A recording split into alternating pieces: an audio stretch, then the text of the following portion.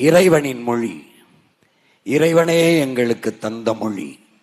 மணிநெற்றி உமிழ்ச்சங்கன் தளல் உரை சுடர்கடவுள் தந்த தமிழ், சிவபெருமானே தந்த தமிழ் என்று எங்களுடைய இலக்கியம் பாடித் தருகிறது.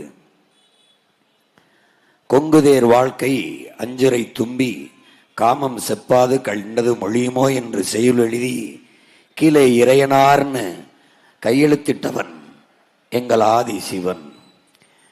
இறையனாரும் எம்பெருமான் முருகவேலும் அகத்தியரும் கட்டிக்காத்த தமிழ்ச்சங்கம் என்று நம்முடைய இலக்கியம் கூறுகிறது. இப்படி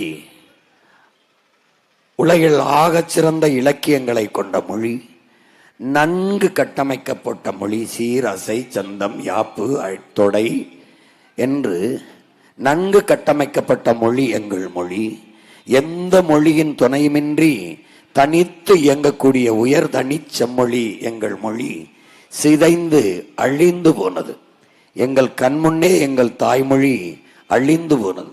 மொழி அழிந்தால் ஒரு இனம் அழியும், இனம் அழிந்தால் அந்த நாடு அழியும். இப்படி நாங்கள் ஏறக்குறைய அழித்து ஒழிக்கப்பட்ட ஒரு இனத்தின் மக்களாக நிற்கிறோம். இந்த இடத்திலிருந்து தமிழ் மீட்சியே தமிழர் எழுச்சி என்கிறார் எங்கள் தாத்தா தேவநேய பாவாணர்.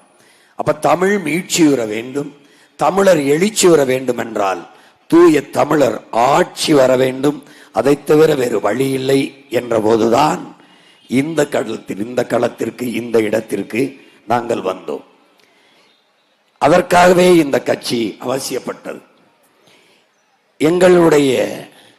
நாங்கள் தமிழர்கள் என்ற உணர்வை இழந்ததால் சாதி மத உணர்ச்சி மேலோங்கி பிளந்து பிரிந்து எங்களுக்கென்று ஒரு அரசியல் வலிமை இல்லாது அதிகாரமும் இல்லாது எங்கள் அன்னை நிலத்திலேயே உரிமை இழந்து அடிமைப்பட்டு வாழ்கிற நிலைக்கு தள்ளப்பட்டு விட்டோம்.